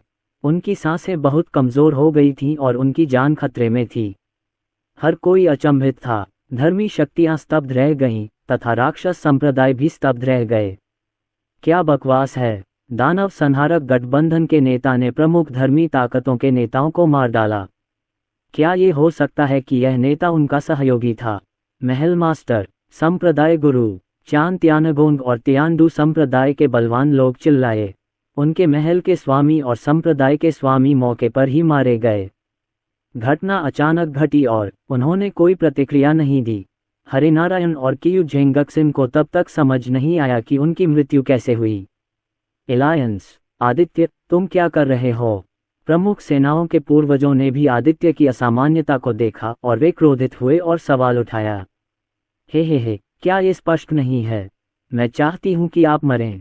आदित्य उदास होकर मुस्कुराया। गर्जन। तभी कालभक्ष अपने मूल रूप में आ गया। उसने बहुत देर तक खुद को दबा रखा था। इस समय उसके विशाल शरीर से एक क्रूर पशु जैसी शक्ति निकल रही थी। उसकी अनंत भक्षण शक्ति जागृत हो गई और धर्मात्माओं के हजारों बलवान पुरुष उसके द्वारा भस्म हो गए। चैतन्य, वीर और अन्य लोग भी गुस्से में बाहर भागे। धर्मी सेनाएं कुछ समय के लिए अचानक मारी गईं। रक्षा, जल्दी से रक्षा करो! धर्मी सेना के बलवान लोगों ने प्रतिक्रिया व्यक्त की और प्रतिरोध करने के लिए शीघ्रता से कार्रवाई की। बूढ़े डू चून की पूर्वज दानव संप्रदाय की रक्षा करना चाहते हैं, तो हम अपनी पूरी ताकत से इसका समर्थन करेंगे। त्रिलोक ऋषि ने जरा भी संकोच नहीं किया और विक्रम दास विक्रम को एक ध्वनि संदेश भेजा। विक्रम की बूढ़ी आंखों में आश्चर्य की झलक दिखी। दानव पंथ की सहायता करना सभी धार्मिक शक्तियों के विपरीत पक्ष में खड़े होने के बराबर है। हालांकि मंडप मास्टर और पुराने पूर्वज दोनों ने दानव पंथ की रक्षा करने का फैसला किया, इसलिए उसे अब इसके बारे में चिंता करने की जरूरत नहीं थी। उसे विक्रम दास कहा जाता था, एक तो उसके जबरदस्त चाकूबाजी के कारण और दूसरा इसलिए कि वह बहुत पागल था। वह प्राचीन कुल के लोगों से भी नहीं डरता था। वह सीधे लड़ने चला जाता था। क्या सबसे बुरा अंजाम अपनी जान देना नहीं होता? कालभक्ष और दाओ कुंग दोनों की साधना स्तर ताइशुआन क्षेत्र तक पहुंच चुके हैं और उनकी शक्ति प्रमुख सेनाओं के पूर्वजों के बराबर है। दोनों के युद्ध में शामिल होने के बाद धर्मी सेनाओं के बलवानों के पास जवाबी हमला करने की शक्ति नहीं बची और अनगिनत हताहत हुए। विक्रम दास, तुम इतने पागल क्यों हो? क्या आप कीमिया मंडप भी अत्याचारियों की मदद करना चाहते हैं और मेरी धार्मिक ताकतों का विरोध करना चाहते हैं? लिन वेईकी और अन्य लोग उदास दिख रहे थे और बहुत उदास महसूस कर रहे थे। जिस नेता को चुनने के लिए उन्होंने इतनी मेहनत की थी, क्या उसने वास्तव में दानव संप्रदाय की मदद की? यहाँ तक कि अत्यंत उच्च स्थिति वाले कीमिया मंडप ने भी दानव भगवान की मदद की। क्या हुआ? श्री चेंग, कृपया तलवार का पागलपन बंद करो। शशांक राव ने त्रिलोक ऋषि की ओर देखा और चिंतित होकर कहा। त्रिलोक ऋषि ने उनकी बिल्कुल भी उपेक्षा नहीं की, बल्कि आदित्य की ओर बढ़े, फिर प्रणाम किया और कहा, शिष्य पूर्वज को श्रद्धांजलि अर्पित करता है। जैसे ही यह बयान सामने आया, हर कोई हैरान रह गया। पुराने पूर्वज। श्री चेंग आदित्य को अपना पूर्वज कहते हैं। कीमिया मंडप को कब पूर्वज प्राप्त हुआ, और वह आदित्य था जो 100 वर्ष से अधिक आयु का नहीं था। लिन वे की, शशांक राव और अन्य लोगों को ऐसा लगा जैसे वे सपना देख रहे हों। जियो चेंग, तुमने अच्छा काम किया। आदित्य मुस्कुराया और प्रशंसा की। यह ऐसा है जैसे कोई बड़ा व्यक्ति छोटे को प्रोत्साहित कर रहा हो। लेकिन त्रिलोक ऋषि कम से कम 2 लाख साल तक जीवित रहे हैं, और उनकी रसायन विद्या अमरलोक में सर्वश्रेष्ठ में से एक है। यहाँ तक कि प्राचीन कुल को भी उनके प्रति आदर दिखाना पड़ता है। हालांकि इतना बड़ा शख्स आदित्य के सामने एक बच्चे की तरह सम्मान और आज्ञाकारी था। आदित्य द्वारा प्रशंसा पाकर त्रिलोक ऋषि बहुत खुश हुए, और उनके होठों पर मुस्कान को दबाना एक ऐसे भी कठिन था। यह ऐसा है जैसे किंडरगार्टन के एक बच्चे को शिक्षक से एक छोटा सा लाल फूल मिला हो और उसकी आंतरिक खुशी शब्दों से परे है। ये सब क्या है? लिन वेईकी ने भौहें चढ़ाईं और आदित्य और त्रिलोक ऋषि को घूरने लगा। मैडम, मैंने आपको बहुत देर तक इंतजार करवाया। आदित्य ने पलटकर नंदिनी को प्यार से देखा। पिछले 10 साल आसान नहीं रहे हैं। अपनी पत्नी और बच्चों की सुरक्षा के लिए आदित्य को भी अभ्यास शुरू करने के लिए मजबूर होना पड़ा।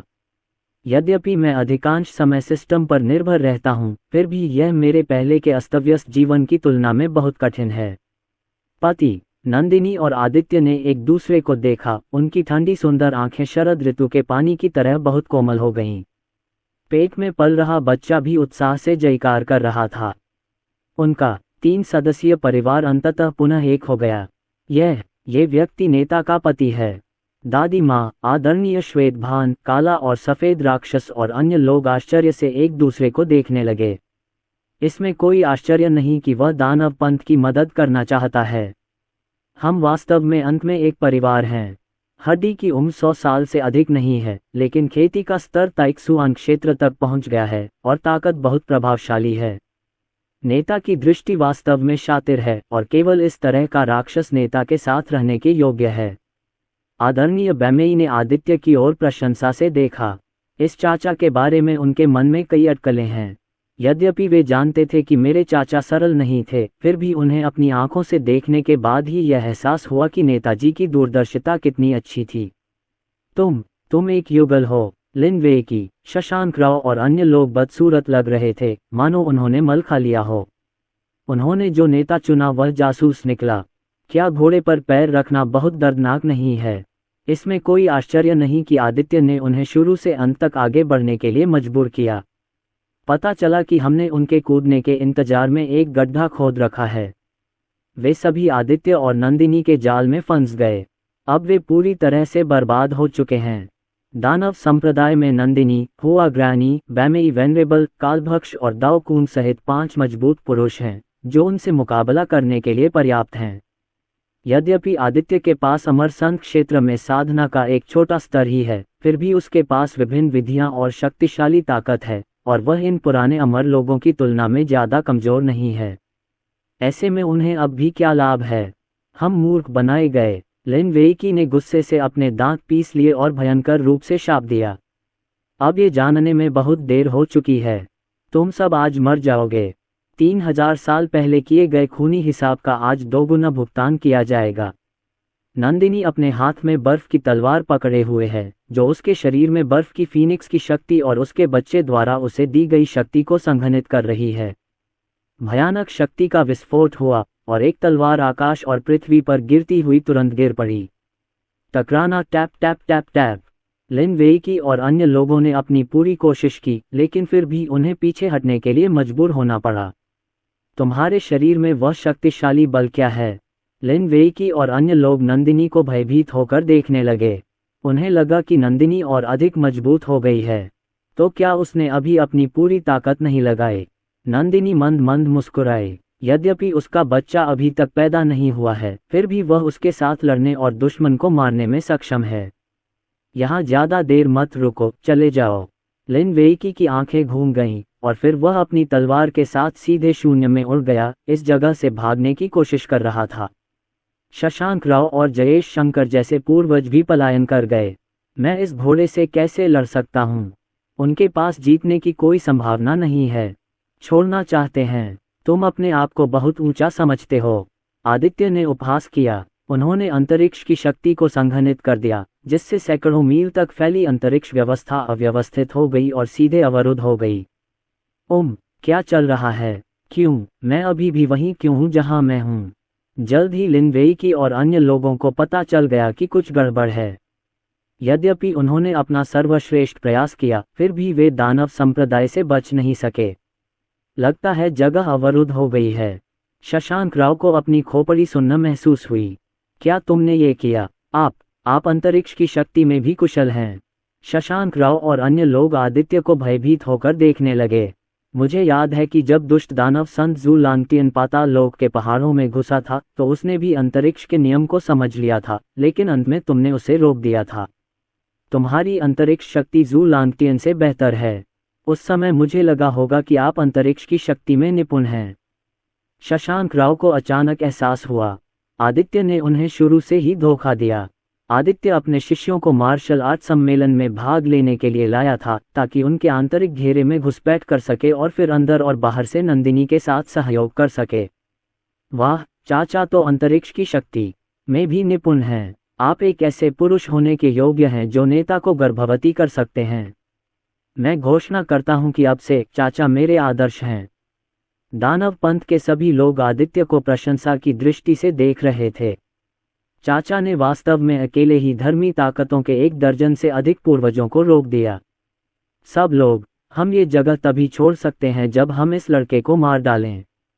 तुम डायन और कालभक्ष को रोक दो और इस लड़के को मेरे पास छोड़ दो। लिन वेईकी ने अपनी तलवार बुलाई और तलवार की शक्ति का 7वां स्तर उसके शरीर से फट गया, और फिर उसने स्वर्गीय तलवार कला का प्रदर्शन किया और शक्तिशाली तलवार ऊर्जा और तलवार बल एक साथ इकट्ठा हुए, तलवार के समुद्र में बदल गए और आदित्य को मारने के लिए चले गए। लिन वेईकी की राय में आदित्य बहुत मजबूत हो सकता है, लेकिन वह निश्चित रूप से नंदिनी जितना शक्तिशाली नहीं है। दूसरों को नंदिनी को रोकने देना बुद्धिमानी है। आदित्य को मारने के बाद अंतरिक्ष सील टूट जाएगी और वह जल्द से जल्द यहाँ से भाग सकेगा। ये केवल इस तरह हो सकता है। शशांक राव ने दांत पीसते हुए अन्य 2 के साथ नंदिनी पर हमला कर दिया। बू फेंग और एक अन्य व्यक्ति ने कालभक्ष और दाओ खून को रोका। युद्ध पुनः शुरू हुआ, लेकिन इस बार धर्मी सेनाएं नुकसान में रहीं। सबसे महत्वपूर्ण युद्ध क्षेत्र आदित्य और लिन वेईकी के बीच का युद्ध क्षेत्र है, क्योंकि यदि आप अंतरिक्ष सील तोड़ना चाहते हैं तो आप केवल आदित्य से ही शुरुआत कर सकते हैं। Boom boom boom. नंदिनी के हमले से शशांक राव और बाकी 2 लोग पीछे हटने को मजबूर हो गए। वे पीले, फटेहाल और बेहद दयनीय हालत में थे। मूलतः नंदिनी को दबाने के लिए 1 दर्जन से अधिक पूर्वजों ने मिलकर सेना बना ली थी, लेकिन अब लिन वेईकी, बू फेंग और बाकी लोग संयमित थे। वे तीनों अकेले नंदिनी के विरोधी नहीं हो सकते थे। वे बस कसकर पकड़ सकते थे और लिन वेईकी के लिए समय खरीद सकते थे। केवल तभी जब लिन वेईकी आदित्य को मार दे और अंतरिक्ष सील तोड़ दे, तभी वे बच सकते थे। बूम। वह युद्ध क्षेत्र जहां बू फेयंग और कालभक्ष स्थित थे भी भयानक था। चाहे बू फेयंग कितनी भी जादुई शक्तियों का उपयोग कर ले, कालभक्ष उसे पूरी तरह से खा सकता था। शक्तिशाली जानवर की शक्ति के तहत बू फेंग कदम दर कदम पीछे हट गया। उसका शरीर खून के धब्बों से ढका हुआ था और उसके मुंह के कोनों पर अभी भी लाल खून था। मैं अब और बर्दाश्त नहीं कर सकता। भाई लिन, जल्दी से कार्य करो। बू फेंग ने एक और पुराना खून थूका और जोर से कहा। वह झूठ नहीं बोल रहा था। अगर वह इसी तरह चलता रहा तो कुछ ही सांसों में कालभक्ष उसे निगल जाएगा। क्या तुमने सचमुच अपनी सारी उम्मीदें उस बूढ़े कुत्ते पर लगा रखी हैं? कालभक्ष ने उसकी ओर ऐसे देखा जैसे वह मूर्ख हो। उन्हें ये सोचने का विश्वास कहाँ से मिला कि लिन वेईकी मास्टर का प्रतिद्वंद्वी होगा। अपनी वर्तमान शक्ति के साथ वह निश्चित रूप से स्वामी के हाथों में 10 चालों से ज्यादा नहीं टिक पाएगा। लोगों के इस समूह को अंदाजा नहीं था कि स्वामी की शक्ति कितनी भयानक थी। वह एक कनिष्ठ है जिसकी अस्थि आयु 100 वर्ष से भी कम है। भले ही उसकी शक्ति असामान्य हो, वह कितनी असामान्य हो सकती है। भाई लिन न केवल अमर संतों के क्षेत्र में महान साधना वाला एक बलवान व्यक्ति है, बल्कि उसने तलवारबाजी के 7वें स्तर को भी प्राप्त कर लिया है। वह उस बच्चे से निपटने के लिए पर्याप्त से अधिक है। इस आदमी ने हमें धोखा देने की हिम्मत की। ये सचमुच अक्षम्य है। बू फेंग ने अपने मुंह के कोने से खून पोंछा और नाराजगी से कहा, मालिक का अनादर करने का साहस करना मौत को दावत देना है। मैं तुम्हें तब तक चबाता रहूंगा जब तक तुम मर नहीं जाओगे। कालभ्रक्ष की आंखें ठंडी थीं और उसका विशाल शरीर राक्षसी शक्ति से फट रहा था, जिससे पृथ्वी हिंसक रूप से कांपने लगी और दरारें पड़ गईं। टकराना। पफ सिर्फ एक मुठभेड़ में ही बू फेंग फिर से उड़ गई। वह लगभग अपनी सीमा पर पहुंच चुका था। साधना के उसी स्तर पर कालभक्ष अपने प्रतिद्वंद्वी को कुचलने के लिए पर्याप्त था। हमें शीघ्रता से लड़ना होगा। लिन वेईकी का चेहरा गंभीर था और उनकी स्थिति अब बहुत चिंताजनक थी। शशांक राव और बू फेंग कभी भी हार सकते हैं। एक बार नंदिनी और अन्य लोग मुक्त हो गए तो उसे आदित्य को मारने का कभी मौका नहीं मिलेगा। श्वा लिन वेईकी तलवार की किरण में बदल गया और सीधे आदित्य के सामने प्रकट हुआ। तलवार की ऊर्जा के समुद्र ने भी हमला किया, आदित्य को निगलने और उसका गला घोंटने की कोशिश की। अनगिनत तलवार ऊर्जा और तलवार शक्ति ने शून्य को भेद दिया। मेरा दामाद खतरे में है। काले और सफ़ेद राक्षस और अन्य लोगों ने भौहें चढ़ाईं। लिन वेईकी की ताकत पूर्वजों में सर्वश्रेष्ठ है। अब जब उसने अपनी पूरी ताकत से हमला कर दिया है, तो क्या मेरा दामाद अब भी इसे झेल पाएगा? जाओ और मेरे दामाद को बचाओ। हम मर सकते हैं, लेकिन मेरे दामाद को कोई परेशानी नहीं हो सकती। काला और सफ़ेद राक्षस तथा 5 बुजुर्ग दृढ़ निश्चय लग रहे थे और तुरंत बाहर निकलने के लिए तैयार थे। यद्यपि वे लिन वेईकी के विरोधी नहीं थे, फिर भी वे इस महत्वपूर्ण क्षण में मृत्यु तक लड़ने को तैयार थे। कोई ज़रूरत नहीं है, वह मेरे पति का विरोधी नहीं है। हालांकि अगले ही पल नेता की आवाज़ उनके कानों में पड़ी। क्या? काले और सफ़ेद राक्षस तथा अन्य लोग रुक गए, उनके चेहरे पर उलझन भरे भाव थे। लिन वेईकी मेरे दामाद का प्रतिद्वंद्वी नहीं है। क्या हमें फिर भी कार्रवाई करनी चाहिए? अगर हम अभी कार्रवाई करना भी चाहें तो बहुत देर हो चुकी है। सब ने देखा कि लिन वेईकी की तलवार की ऊर्जा के समुद्र ने आदित्य को पूरी तरह से निगल लिया था। बेटे, तुम्हारी वजह से मेरी धार्मिक शक्तियों को भारी झटका लगा है। मुझे डर है कि इससे उबरने में हजारों साल लगेंगे। भले ही आप 100 बार मरें, 1000 बार भी ज़्यादा नहीं है। लिन वेईकी की आंखें जानलेवा इरादे से भरी थीं। इतनी नज़दीक से वह आदित्य को मारने के लिए पूरी तरह आश्वस्त था। मैं बहुत समय से तुम्हारा इंतज़ार कर रहा था और अंततः तुम यहाँ आ गए। सच कहूँ तो तुम बहुत धीमे हो। क्या तुमने कभी सुना है कि खलनायक ज़्यादा बोलने की वजह से मर जाते हैं? आदित्य मुस्कुराया। वह थोड़ा भयावह और काला पेट वाला लग रहा था। लिन वेईकी और आदित्य ने एक दूसरे को देखने के बाद क्या उन्हें हमेशा ऐसा महसूस होता था कि मौत की आंखें उन्हें घूर रही हैं? गुरगल, यह आदमी बिल्कुल भी नहीं डरता। वह शांत होने का नाटक कर रहा होगा। लिन वेईकी ने अपने दिल में बुदबुदाया। लिन वेईकी की निगाहों के सामने आदित्य ने वास्तव में अपने जूते उतार दिए। आप क्या कर रहे हो? ली वेईकी थोड़ा भ्रमित थे।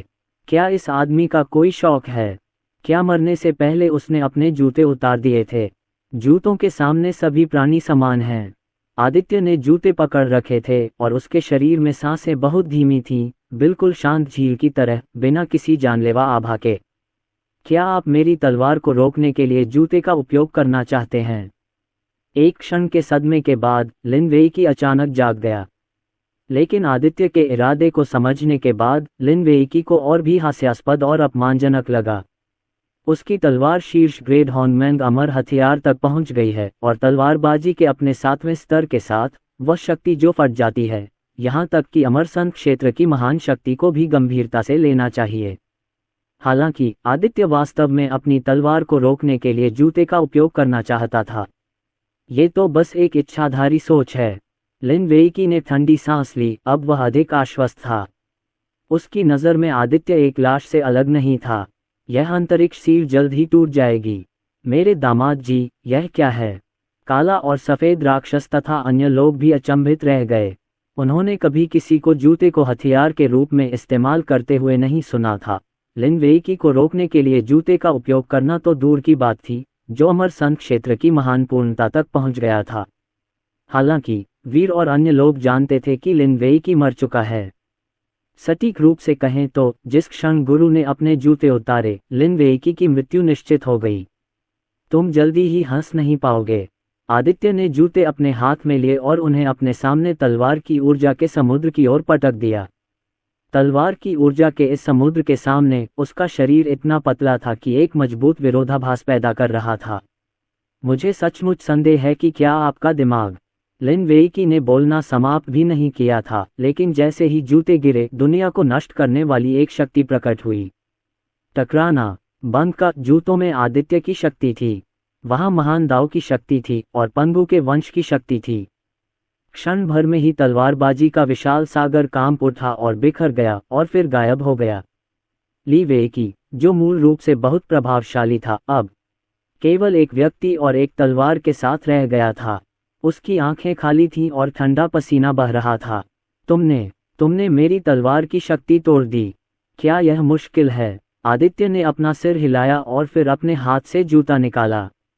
हुआ लाला, हवा का एक झोंका आया और दुनिया हिलने लगी। ये कैसे संभव है? शशांक राव और अन्य लोग उदास दिख रहे थे। लिन वेईकी को उनकी आशाओं का वाहक कहा जा सकता है, लेकिन इस समय लिन वेईकी को आदित्य ने अपने जूतों से पीटा। उन्होंने सोचा कि लिन वेईकी ने सबसे कमजोर को चुना है, लेकिन अंत में उन्होंने पाया कि आदित्य सबसे मजबूत था। ये कैसे संभव है? तुमने मेरी तलवार की शक्ति तोड़ने के लिए जूते का इस्तेमाल किया। लिन वेईकी को वास्तविकता को स्वीकार करना मुश्किल लगा।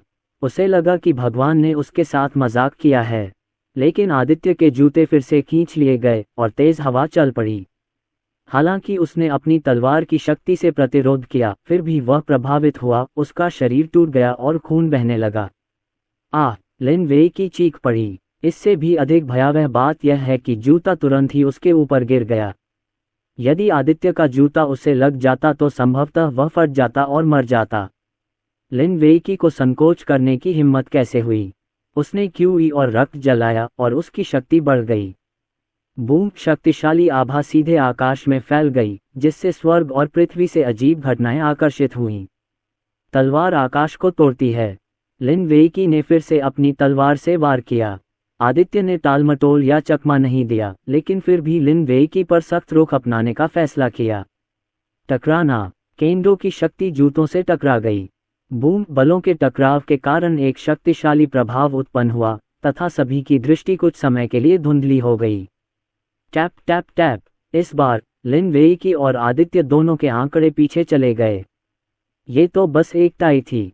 शशांक राव और अन्य लोगों के चेहरे पर उदासी छा गई। उनके दिल अभी भी निराशा से भरे हुए थे।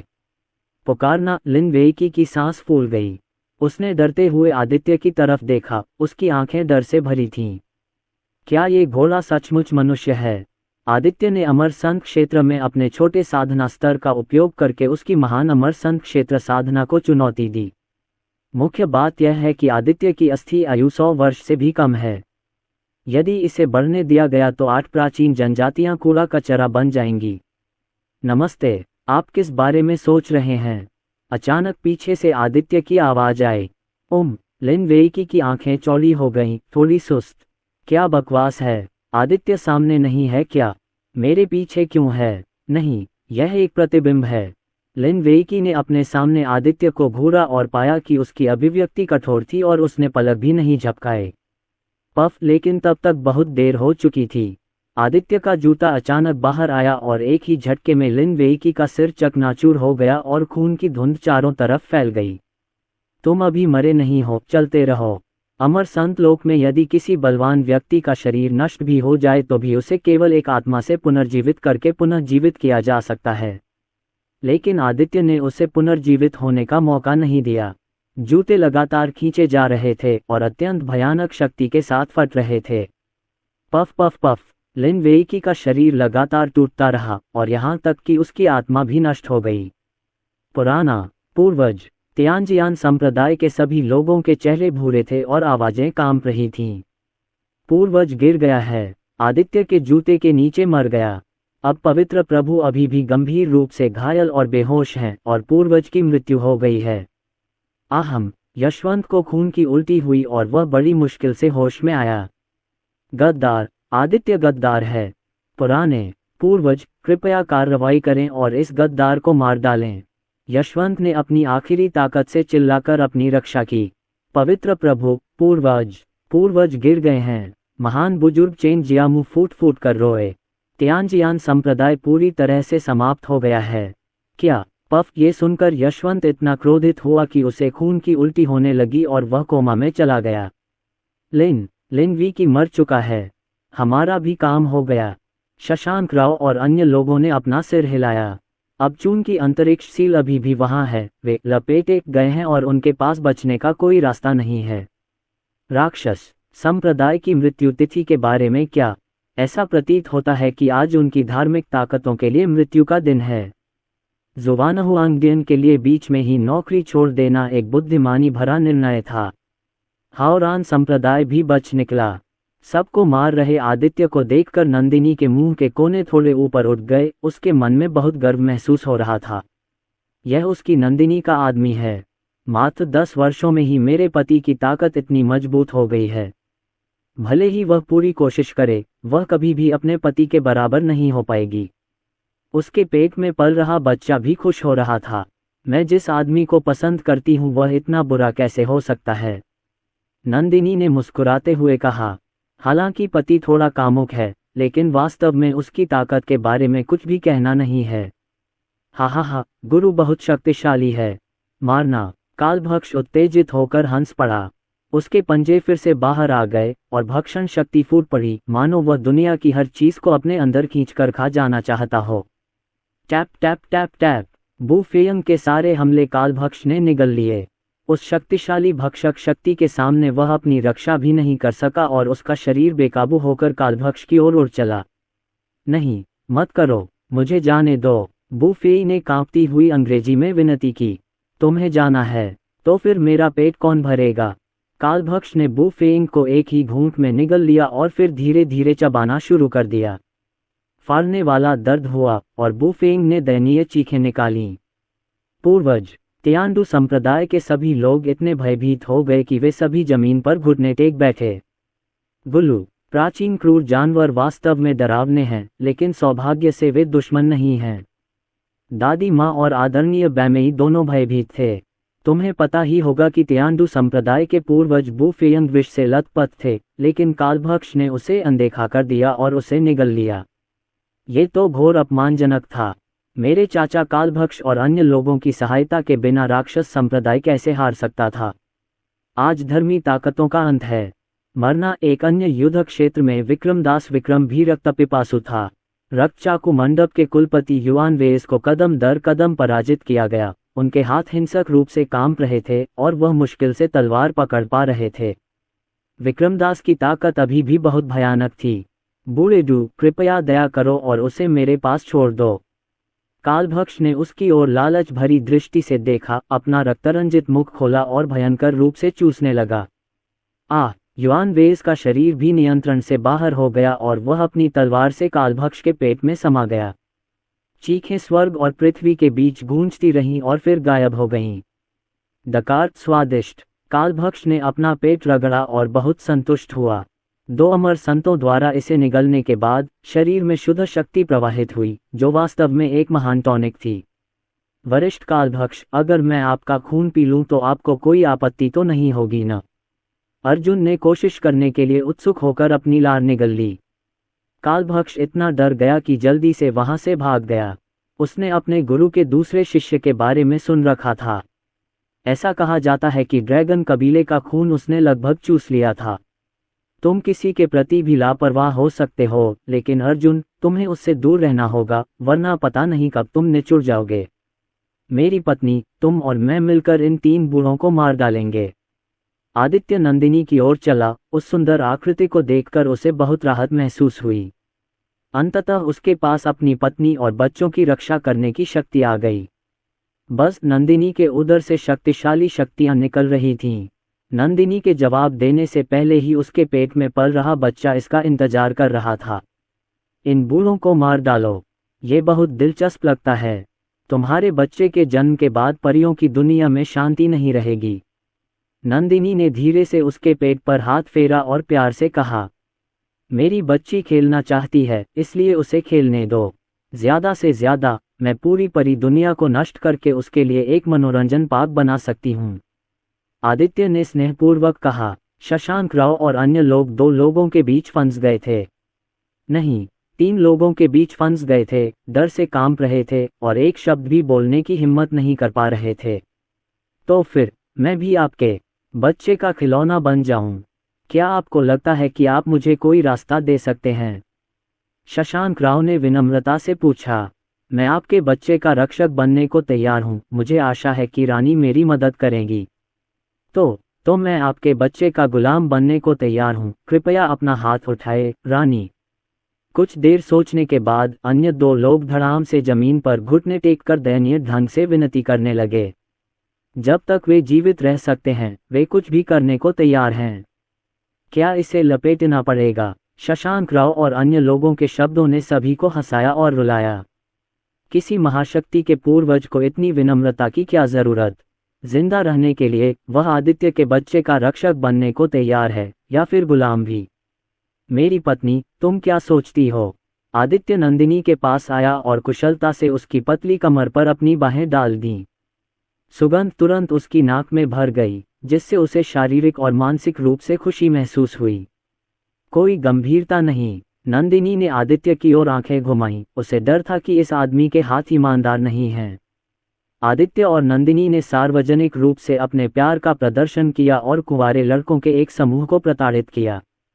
सभी लोग आदित्य पर ईर्ष्या भरी नजरों से देख रहे थे। स्वर्गीय दानव की महिला सम्राट नंदिनी परी दुनिया में सर्वश्रेष्ठ में से एक है। यहाँ तक कि प्राचीन शर्मा परिवार के मुखिया विक्रांत शर्मा ने भी नंदिनी का पीछा किया था, लेकिन नंदिनी ने उसे अस्वीकार कर दिया था। उस समय ये बात काफी फैल गई थी। अब स्वर्गीय दानव की महिला सम्राट ने शादी कर ली है और उसके बच्चे भी हैं। महारानी, कृपया हमारी जान बख्श दीजिए। आपके बच्चे को जन्म के बाद अनिवार्य रूप से खतरे का सामना करना पड़ेगा, इसलिए हमारे लिए रक्षक बनना सबसे उपयुक्त है। शशांक राव को पता था कि नंदिनी के पास जीवन और मृत्यु की शक्ति है, इसलिए उसने नंदिनी से विनती की।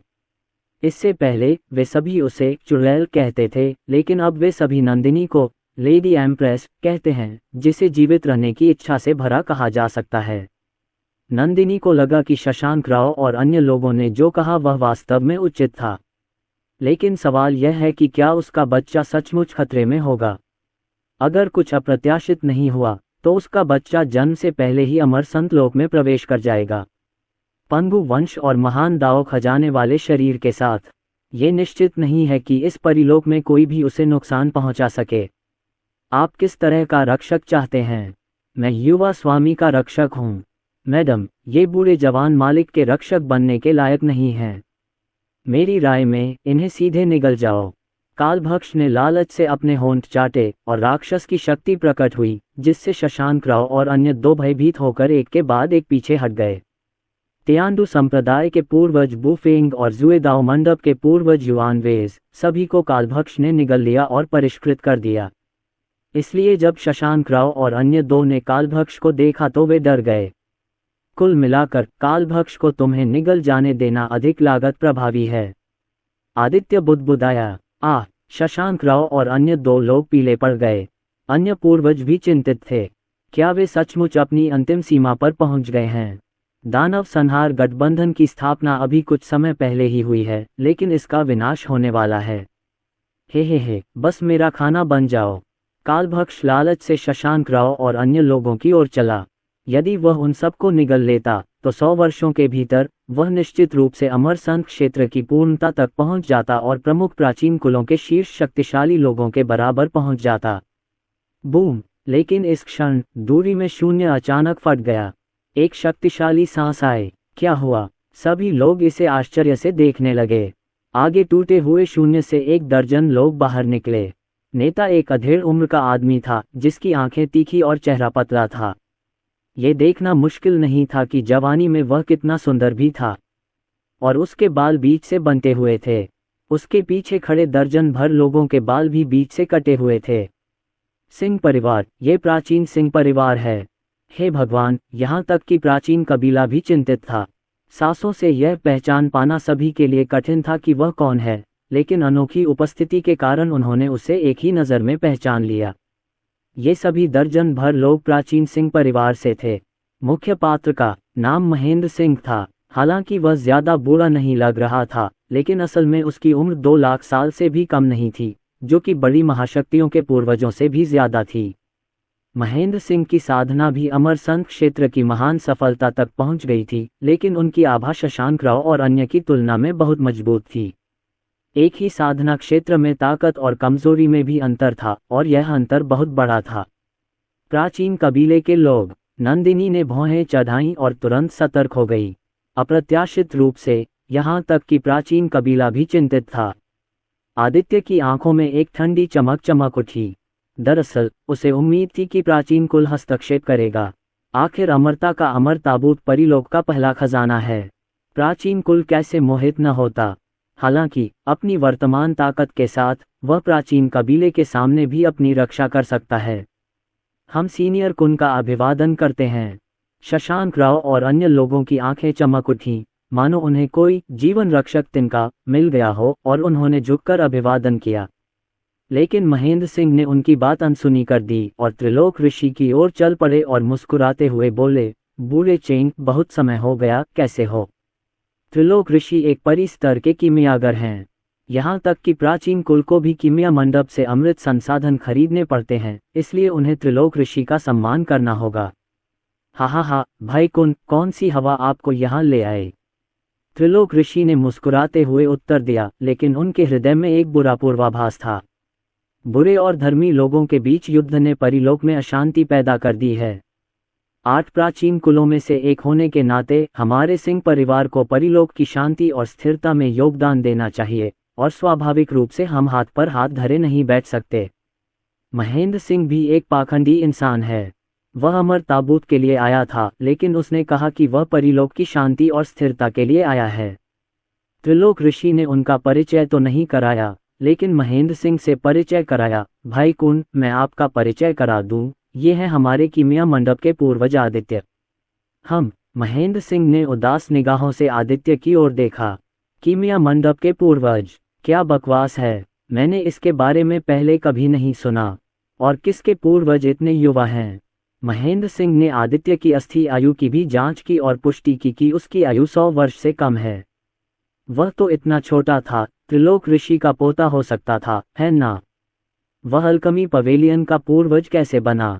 भाई, ये सचमुच युवा और होनहार हैं। चूंकि वह अल्कमी पवेलियन के पूर्वज हैं, इसलिए महेंद्र सिंह उन्हें नज़रअंदाज नहीं कर सकते। लेकिन उनके शब्द व्यंग्य से भरे थे। धन्यवाद, भाई कुन भी बूढ़े और होनहार हैं न? आदित्य ने मुस्कुराते हुए जवाब दिया। तात्पर्य ये था कि महेंद्र सिंह वृद्ध थे। पफ मास्टर की बात सुनकर वीर और अन्य लोग अपनी हंसी नहीं रोक सके, और ये दृश्य बेहद शर्मनाक था। तुम? महेंद्र सिंह ने थोड़ा असहज महसूस करते हुए भौहें चढ़ाईं। बड़े बुजुर्ग विराज सिंह और उनके पीछे खड़े अन्य लोग आदित्य को ठंडे चेहरे से घूर रहे थे। यदि त्रिलोक ऋषि उनके बगल में न होते तो शायद वे कार्रवाई कर देते। बेशक सबसे ज्यादा शर्मिंदा शशांक राव और अन्य लोग थे, क्योंकि सिंह परिवार ने शुरू से अंत तक उन पर कभी ध्यान नहीं दिया। लेकिन अगर आप जीवित रहना चाहते हैं तो आपको सचमुच सिंह परिवार से चिपके रहना होगा। भाई कुन ने अभी कहा कि यह यात्रा परिलोक की शांति और स्थिरता के लिए है। आज तलवार संप्रदाय और अन्य ताकतें पूरी तरह से पराजित हो चुकी हैं, युद्ध समाप्त हो चुका है और आपका लक्ष्य प्राप्त हो चुका है। आप वापस जा सकते हैं, भले ही यह प्राचीन कुल ही क्यों न हो। आदित्य ने तनिक भी आपत्ति नहीं की और भावशून्य स्वर में कहा। ये सुनकर महेंद्र सिंह और अन्य लोगों के चेहरे अचानक उदास हो गए। वे जहां भी जाते हैं प्राचीन कुल की पूजा होती है। हालांकि एक छोटे जूनियर ने अपने सिंह परिवार के प्रति इतना अनादर करने का साहस कैसे किया? यहाँ तक कि अल्कमी पवेलियन के पूर्वज भी अपने सिंह परिवार के मुखिया पर सवार होने के योग्य नहीं हैं। खंड 5।